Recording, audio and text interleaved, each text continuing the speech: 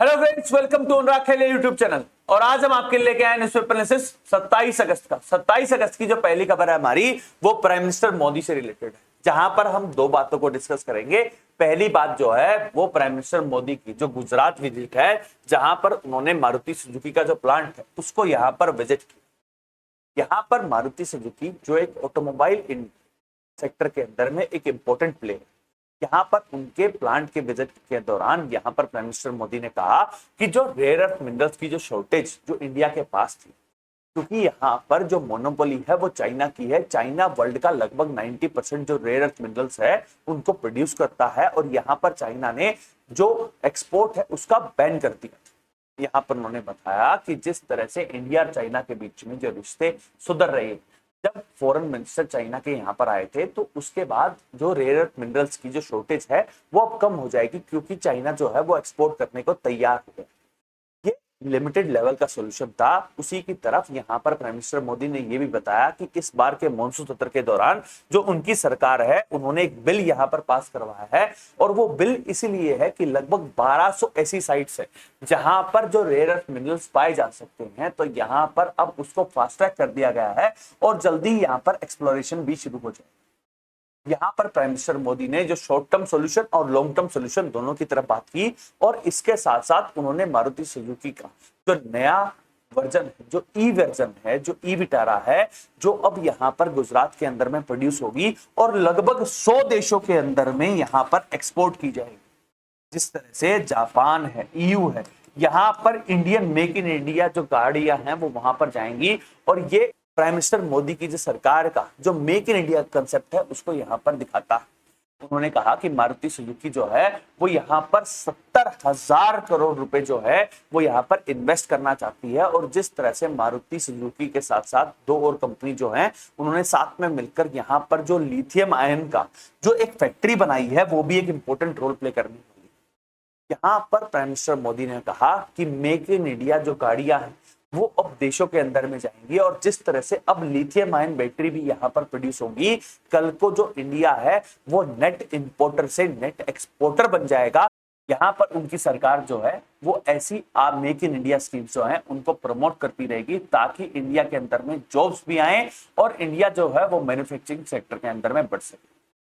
यहां पर prime minister Modi ने पूरे देशवासियों से कहा कि हमें यहां पर एक चीज का और ध्यान रखना पड़ेगा, हमें यहां पर स्वदेशी की तरफ जाना पड़ेगा। यहां पर उन्होंने हिस्टोरिकल बैकग्राउंड बताया कि जब 1905 के अंदर जब ब्रिटिशर्स ने जब बंगाल का विभाजन कर दिया था और जब स्वदेशी मूवमेंट आया था, तो उसके बाद जो ब्रिटिशर्स हैं उनको जो बंगाल का विभाजन है वो नलीफाई करना पड़ा था। यहां पर वो टारगेट कर रहे थे कि जिस तरह से यूएसए ने इंडिया के ऊपर जो 50% के जो टैरिफ है, जो 50% के ही हो जाएंगे, क्योंकि आज 27 तारीख है और आज पूरी पूरी जो लिस्ट है वो जारी हो जाएगी कि किसके ऊपर कितना टैरिफ लगने वाला है। तो इसीलिए जो 50% के टैरिफ लग रहे हैं, यहां पर अगर 140 crore population make in India goods की तरफ शिफ्ट होती है, तो उससे जो हमारे एक्सपोर्ट को जो नुकसान होने वाला था वो कंज्यूम यहीं पर हो जाएंगे, और हमारे ऊपर कोई भी प्रेशर टैक्स नहीं लगा पाएगा। जो नेक्स्ट खबर आ रही है हमारी, वो विदेश मंत्रालय से है, जहां पर हमारे विदेश सचिव जो विक्रम मिश्री जी हैं उन्होंने बताया कि हमारे प्राइम मिनिस्टर मोदी जो हैं वो अब 2 देशों की यात्रा के ऊपर जा रहे हैं। 29 तारीख को हमारे प्राइम मिनिस्टर मोदी जापान जाएंगे, और 29 और 30 तारीख को वो जापान के अंदर में जो प्राइम मिनिस्टर है इशिदा उनसे मुलाकात करेंगे। यहाँ पर प्राइम मिनिस्टर मोदी की जो लास्ट विजिट है वो 2018 के अंदर में हुई थी, और यहाँ पर जो विक्रम मिश्री जी हैं उन्होंने बताया कि जो जापान के प्राइम मिनिस्टर से मुलाकात होगी और जो क्वाड है उसकी मीटिंग के लिए इनविटेशन दिया जाएगा। क्वाड जिसका जो मेन आइडिया था वो जापान के पूर्व प्राइम मिनिस्टर जो शिंजो आबे हैं उन्होंने ही बनाया था, जहां पर वो चाह रहे थे कि जो 4 कंट्री जिसके अंदर में इंडिया, यूएसए, ऑस्ट्रेलिया और जापान मिलके एक क्वाड बनाए जो इंडो पैसिफिक के अंदर में पीस स्थापना कर सके। यहां पर जिस तरह से डोनाल्ड ट्रंप ने 50% के टैरिफ लगा दिए हैं, और इस बार क्वाड की जो समिट है वो इंडिया के अंदर में होने वाली है। अब देखना यह है कि क्या डोनाल्ड ट्रंप जो है वो इंडिया आएंगे, और उससे जो जिस तरह का जो वातावरण है जिस तरह के जो टैरिफ हैं, जो इंडिया यूएस के जो रिलेशनशिप है वो किस तरह से होंगे वो देखने की बात है। लेकिन यहाँ पर प्राइम मिनिस्टर मोदी जो हैं वो जापान में जाकर अलग अलग क्षेत्रों के ऊपर में यहाँ पर जो एग्रीमेंट है वो साइन करेंगे, जिसमें इकोनॉमिक सिक्योरिटी है, सेमीकंडक्टर टेक्नोलॉजी है, उसके साथ साथ एआई और साथ के साथ साथ जो स्पेस और एक्सप्लोरेशन है उसके अंदर में भी यहाँ पर पैक्ट साइन हो सकते हैं।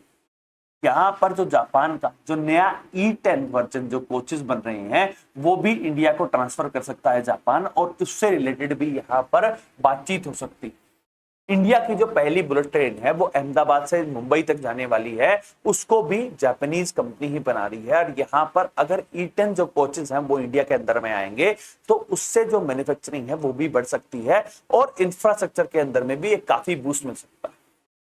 इसके बाद हमारे विदेश सचिव ने बताया कि 31 और 1 तारीख को जो प्राइम मिनिस्टर मोदी हैं वो चाइना जाएंगे और चाइना के अंदर में जो SCO की समिट है उसको अटेंड करेंगे।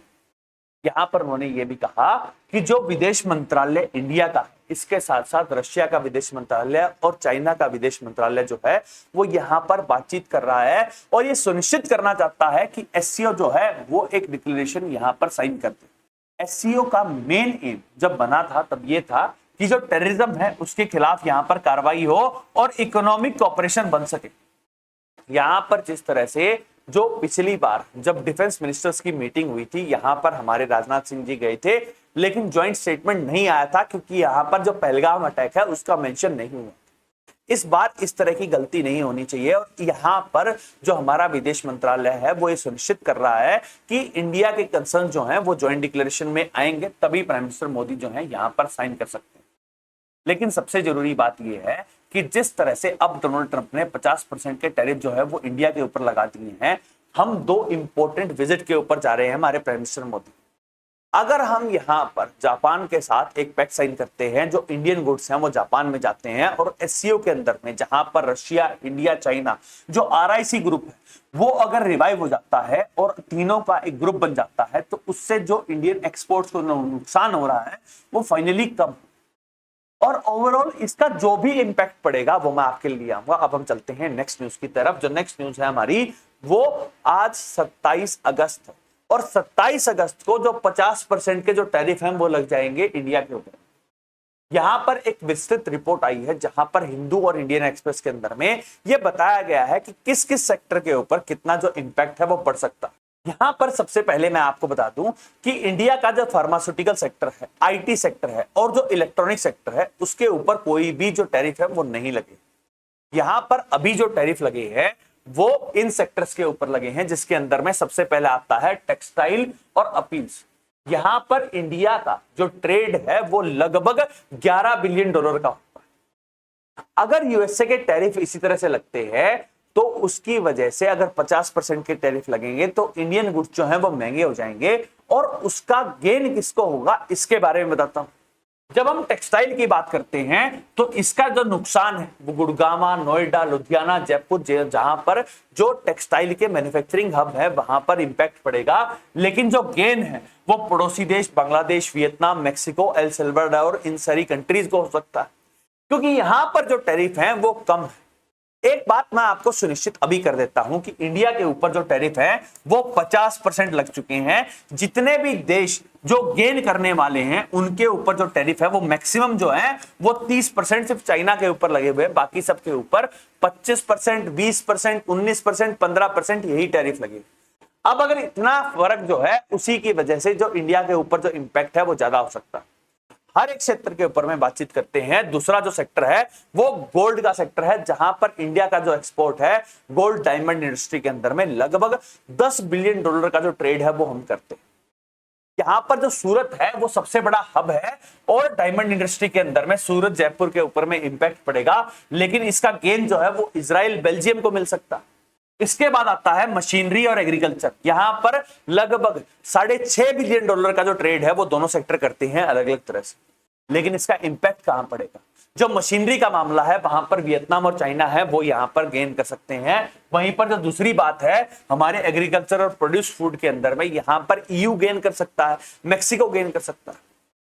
ओवरऑल मैं आपको एक बात बताऊं कि लगभग हमारे हर एक सेक्टर, जिसके अंदर में स्टील आ जाएगा, ऑर्गेनिक केमिकल्स आ जाएगा, श्रिम्प, जो हमारे श्रिम्प इंडस्ट्री है जिसके अंदर में आंध्र प्रदेश के अंदर में लगभग $2.6 बिलियन का जो इंडस्ट्री है, उसके ऊपर इंपैक्ट पड़ना लगभग तय माना जा रहा है। क्योंकि जो श्रिम्प्स है वो मोस्टली यहीं से जाते थे, जहां पर वेस्ट गोदावरी और विशाखापट्टनम से ट्रांसपोर्ट होके जाया करते थे यूएस से। अब यहां पर लगभग इतना इंपैक्ट जो है वो पड़ने वाला है। एग्रीकल्चर सेक्टर है, फर्नीचर सेक्टर है, लेदर सेक्टर है, कारपेट सेक्टर है, हैंडीक्राफ्ट सेक्टर है, यहां पर इन सब के ऊपर इंपैक्ट पड़ सकता है। और अब हमें ये देखना पड़ेगा कि हमारी सरकार जो है वो इस इंपैक्ट का हर्जाना कैसे भरेगी। हमारे जो एक्सपोर्टर्स हैं उनको जो होने वाला नुकसान है उसकी भरपाई कैसे हो, यहां पर उसके रिलेटेड अभी जो भी डेवलपमेंट है वो मैं आपके लिए लेके आता हूं। सबसे पहले हम ये देखते हैं कि हमारे विदेश मंत्रालय ने जो 27% के टैरिफ लगे हैं उसके जवाब में क्या कहा। अभी तक हमारी एक्सटर्नल अफेयर्स मिनिस्ट्री ने किसी भी तरह का जो कोई स्टेटमेंट है वो नहीं दिया। यहां पर ये स्टेटमेंट ये है कि अगर हमारे ऊपर 50% के टैरिफ लग रहे हैं तो हम यूएसए के ऊपर भी टैरिफ लगा सकते हैं, जहां पर यूएसए से आने वाले जो गुड्स हैं उनके ऊपर इंपैक्ट पड़ सकता है। लेकिन अभी तक ऐसा कुछ भी नहीं हुआ। दूसरी तरफ आप देखना यह है कि जिस तरह से हमारे प्राइम मिनिस्टर मोदी ने स्वदेशी को यहां पर ब्रांड बनाने की कोशिश की है, ये एक बहुत बड़ा इंपैक्ट हो सकता है। जहां पर आप ये सोचिए कि जितने सारे जो गुड्स अगर हम स्वदेशी की तरफ ही शिफ्ट हो जाते हैं तो उससे हमारी जो प्रोड्यूस्ड है वो यहीं पर कंज्यूम हो जाएगी। जो चाइना की जो ग्रोथ के मामले में जब हम देखते हैं, जब स्टडीज हुई है तब ये पता लगा है कि जो चाइना की ग्रोथ की जो सक्सेस स्टोरी है उसके अंदर में जो इंटरनल कंजम्पशन है वो एक इंपॉर्टेंट रोल रहा।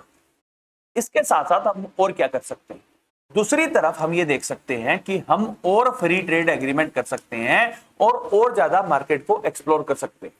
जिस तरह से रशिया ने हमसे कहा है कि वो यहां पर डिस्काउंट कर सकता है और बहुत सारे ऐसे गुड्स जो हैं उनके ऊपर टैरिफ ही नहीं लगाएगा, हम रशिया की जो मार्केट है उसको एक्सप्लोर कर सकते हैं, हम जापान की मार्केट को एक्सप्लोर कर सकते हैं, हम ईयू के साथ फ्री ट्रेड एग्रीमेंट कर सकते हैं। जो ईयू है वो भी चाहता है कि इंडियन मार्केट का एक्सेस मिले। हम आसियान कंट्रीज के साथ पैक्ट साइन कर सकते हैं। हमारे पास ऑप्शन है, हम 140 करोड़ पॉपुलेशन है और अगर हम देखें तो इन सब प्रोड्यूस जो है हमारे गुड्स हैं उनको अगर हम लोकल ही यूज करने लग जाएं तो जो प्रेशर टैक्टिक्स यूएसए लगाना चाहता है वो बैकफायर कर सकती। एक और बात आती है कि जिस तरह से अब इंडिया और चाइना के जो रिलेशनशिप यहां पर स्ट्रांग हो रहे हैं उसका भी इंपैक्ट पड़ सकता है। जब इंडिया चाइना एक साथ आते हैं और जिस तरह से आरआईसी के बारे में मैं कई बार बता चुका हूं, अगर आरआईसी ग्रुप जो है वो स्ट्रांग हो जाएगा तो एक बहुत बड़ा नैरेटिव जो है वो डोनाल्ड ट्रंप को जा सकता है और जो प्रेशर टैक्टिक्स वो इंडिया के ऊपर लगा रहे हैं वो टोटली स्क्रैप कर सकते हैं। आज 27 तारीख है और अभी यूएसए के अंदर में रात है। जब वहां पर न्यूज़पेपर आएंगे तो हमें पता लगेगा कि एग्जैक्ट सिचुएशन क्या है, किसके ऊपर कितना टैरिफ लगा है। अभी तक सिर्फ हम एंटिसिपेशन कर रहे हैं और उस एंटिसिपेशन के बेस पर मैंने आपको ये डेवलपमेंट दी। जब फाइनल रिपोर्ट आ जाएगी तो मैं आपको बताऊंगा कि किस सेक्टर के ऊपर कितना इंपैक्ट पड़ रहा है। और जो एक इतनी इंपॉर्टेंट कंसेप्ट जो था वो मैंने आपको थोड़े में समझाने की कोशिश की। अब चलते हैं नेक्स्ट न्यूज की तरफ। जो नेक्स्ट न्यूज है हमारी वो जुडिशरी से आई, जहां पर मैंने आपको बताया था कि पिछले हफ्ते जो है हमारे मुख्य न्यायाधीश जस्टिस बी.आर. गवई ने एक 5 जज की बेंच की नियुक्ति की थी, जिसकी अध्यक्षता जो है हमारे मुख्य न्यायाधीश जस्टिस बी.आर. गवई कर रहे हैं। यहां पर सवाल क्या है, हमारी राष्ट्रपति द्रौपदी मुर्मू ने आर्टिकल 143 के तहत यहां पर सुप्रीम कोर्ट को रेफरेंस के लिए, एडवाइस के लिए पूछा था और लगभग 14 सवाल पूछे थे कि जिस तरह से 8 अप्रैल को 2025 को जो सुप्रीम कोर्ट के 2 जज की बेंच ने एक फैसला दिया था, जहां पर उन्होंने कहा था कि जो गवर्नर है और जो प्रेसिडेंट है यहां पर उसको टाइम बाउंड तरीके से काम करना पड़ेगा। इसी के लिए यहां पर 5 जज की बेंच बनाई गई थी, जिसके अंदर में justice B R. Gavai, justice Suryakant, justice Vikramnath, justice P S. Narasimha और ए.एस. चंद्राकर की ये बेंच बनी थी।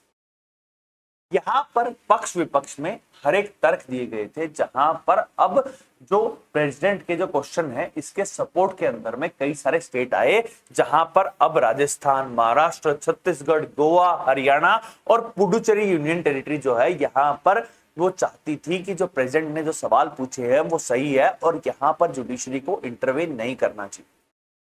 सबसे पहले हमें देखते हैं कि जुडिशरी ने क्या क्या सवाल जो है यहां पर पूछे थे।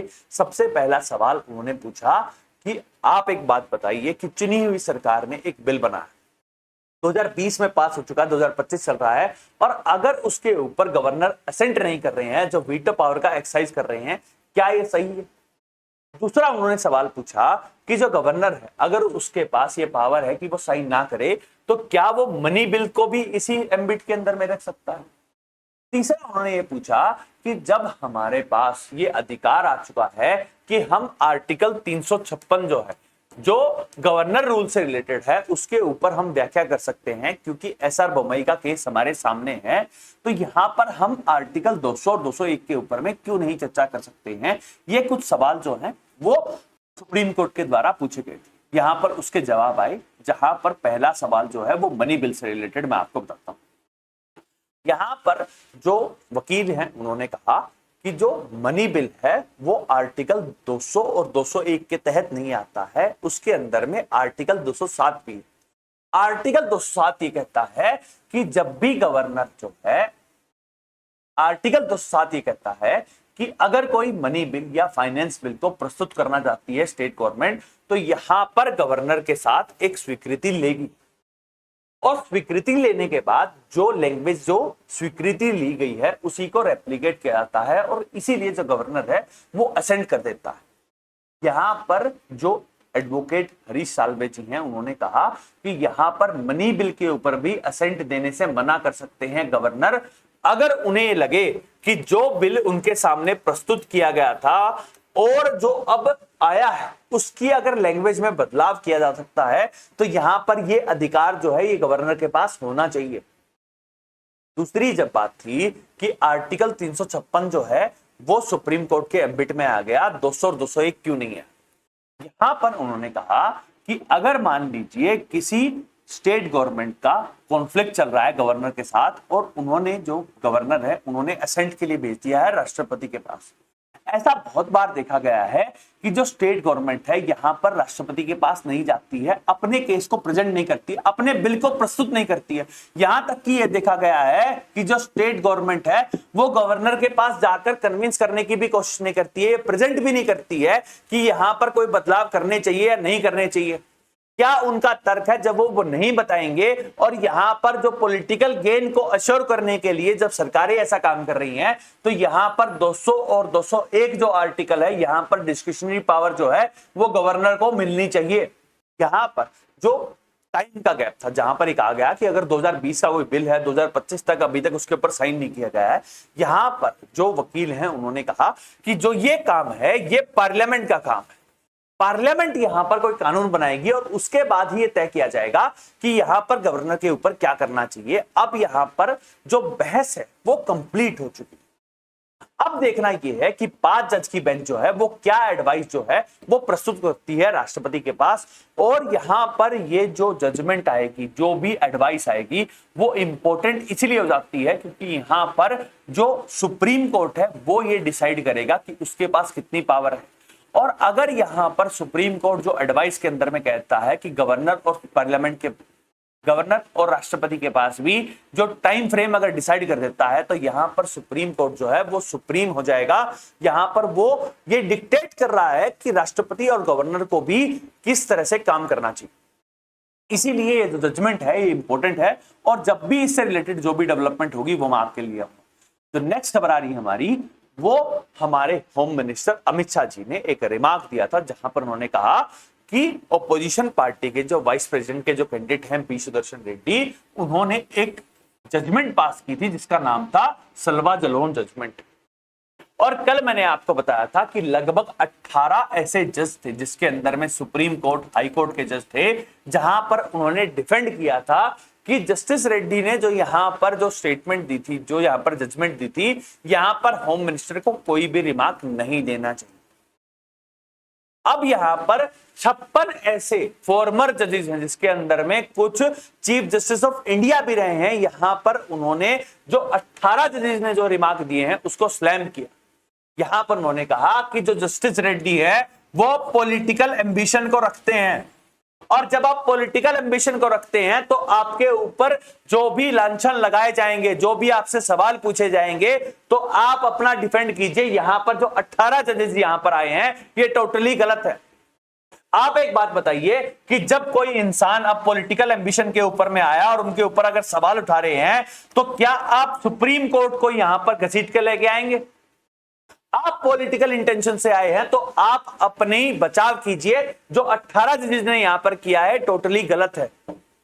जो 56 जजेस हैं उसके अंदर में पूर्व जस्टिस हमारे मुख्य न्यायाधीश पी संथानम है, रंजन गोगोई हैं, यहां तक कि AK सिकरी और MR शाह जो सुप्रीम कोर्ट के जज रहे हैं, यहां पर उन्होंने कहा कि जिस तरह से 18 जजेस ने यहां पर जो कंडेम किया ये गलत है।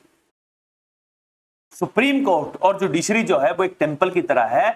यहां पर जब कोई इंसान उससे बाहर निकलकर अपनी पॉलिटिकल एम्बिशन को बात करता है तो उसके पास ये अधिकार नहीं बचता है कि वो सुप्रीम कोर्ट के यहां पर साख के ऊपर सवाल उठाए। आपका इस बारे में क्या विचार है आप हमें कमेंट करके बताइएगा। अब हम चलते, जो नेक्स्ट न्यूज है हमारी वो मॉनसून मेहम से। मॉनसून की जो तबाही है वो पूरे देश के अंदर में देखी जा सकती है, जहां पर जम्मू कश्मीर के अंदर में जम्मू में 10 लोग मारे गए और उसके साथ साथ जो वैष्णो देवी है वहां पर भी लैंडस्लाइड की वजह से जो 5 लोग हैं वो मारे गए। इसके साथ साथ जो तावरी रिवर है वो लगभग 27 फुट की ऊंचाई पर चल रही है, जो खतरे के निशान से ऊपर है, और यहां पर जो एक पुल है वो भी कोलैप्स कर गया। इंडिया ने यहां पर ह्यूमैनिटेरियन ग्राउंड के ऊपर में पाकिस्तानी ऑफिशियल्स को यहां पर डाटा दिया है कि इतनी बारिश हो रही है, आप अपने क्षेत्रों के अंदर में बचाव कार्य कर लीजिए। इंडस वाटर ट्रीटी जो है वो एब्सटेन हो चुकी है, तो यहां पर हमारा दायित्व नहीं था कि हम बताएं, लेकिन उसके बावजूद हमने मोरल ग्राउंड के ऊपर में यहां पर ये बात की है। उमर अब्दुल्ला जो जम्मू कश्मीर के चीफ मिनिस्टर हैं उन्होंने कहा है कि यहाँ पर जो SDRF पुलिस की जो टीम्स है यहाँ पर डिप्लॉय की गई हैं और लोगों को यहाँ पर सुरक्षित रखा जा रहा है।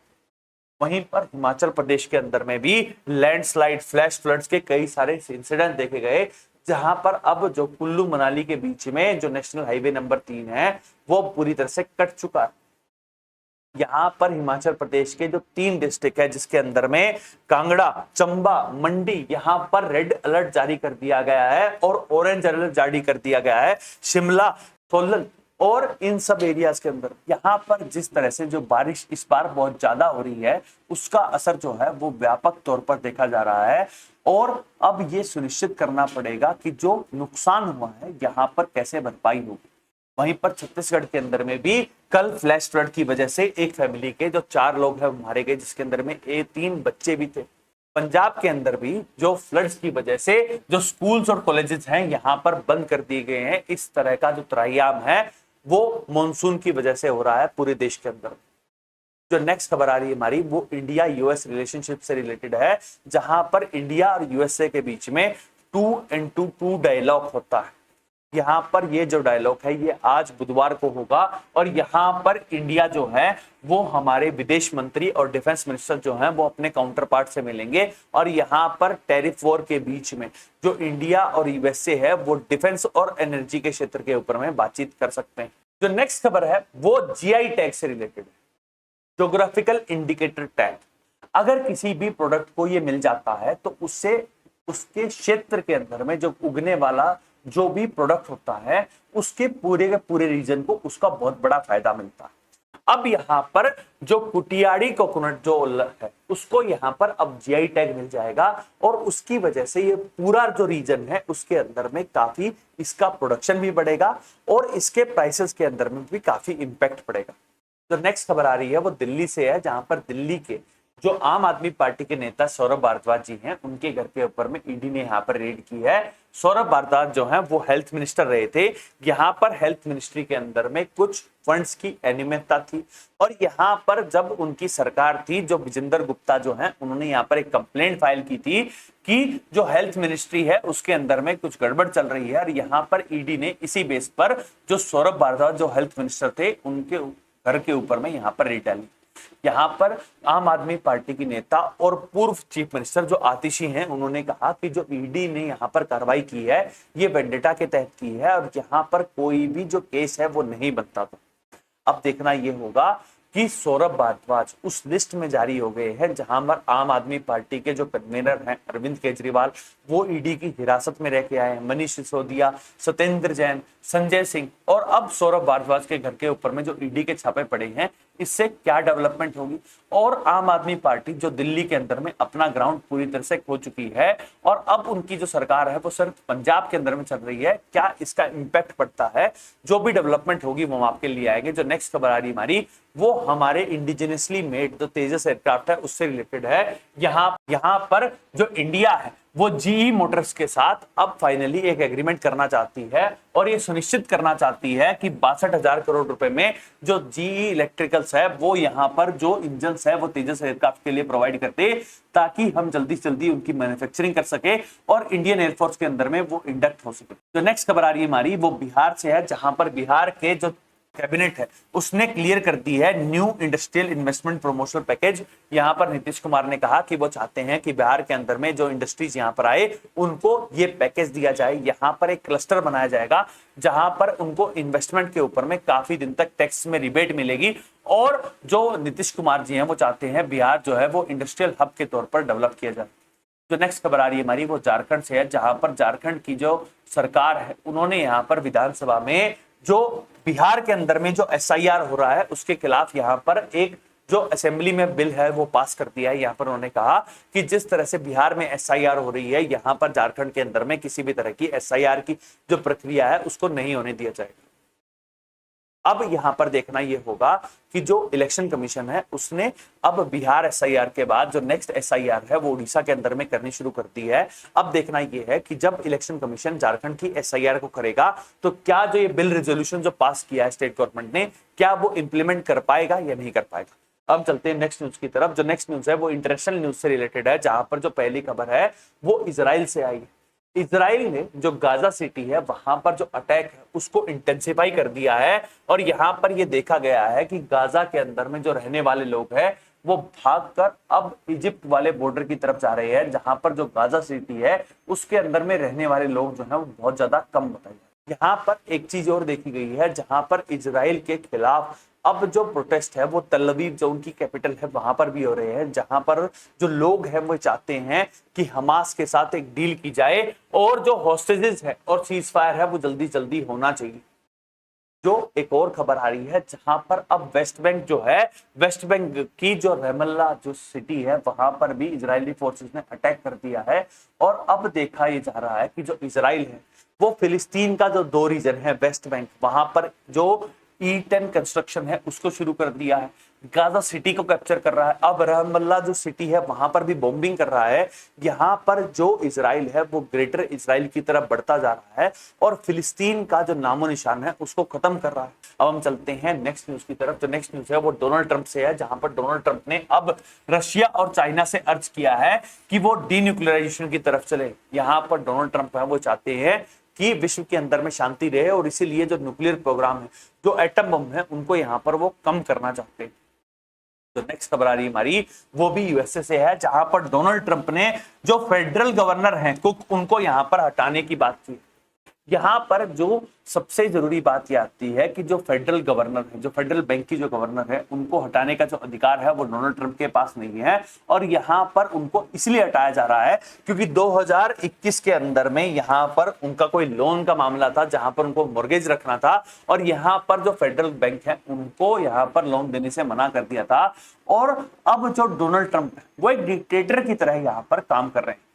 जब वॉशिंगटन डीसी के अंदर में अगर मिलिट्री डिप्लॉय करनी है कर देते हैं, शिकागो के अंदर में अब मिलिट्री डिप्लॉयमेंट की बात चल रही है, लॉस एंजलिस के अंदर में जब आर्मी डिप्लॉय कर देते हैं जबकि गवर्नर से बात नहीं करते हैं, यहां तक कि जो इलेक्शन सिस्टम है उसको बदलने की बात कर रहे हैं, जहां पर टेक्सास जो रिपब्लिकन का हब है वहां पर सीट्स बढ़ रही हैं।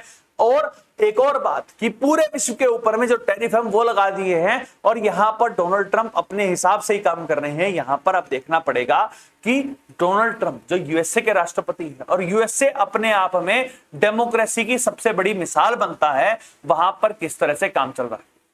जो नेक्स्ट खबर आ रही है हमारी वो ऑस्ट्रेलिया से है, जहां पर ऑस्ट्रेलिया ने ईरान के ऊपर नए सैंक्शन लगा दिए हैं और यहां पर ये सैंक्शन इसीलिए लगाए गए हैं क्योंकि एंटी सेमेटिक अटैक एंटीसेमेटिक अटैक का मतलब क्या होता है कि जब इजरायली लोग या यहूदियों के ऊपर जो अटैक होता है उनको एंटीसेमेटिक अटैक बोला जाता है। और इसीलिए अब ऑस्ट्रेलिया ने वर्ल्ड वॉर 2 के बाद पहली बार किसी देश के साथ जो डिप्लोमेटिक टाइज हैं उनको खत्म कर दिया है और उसके अंदर में अब ईरान बना।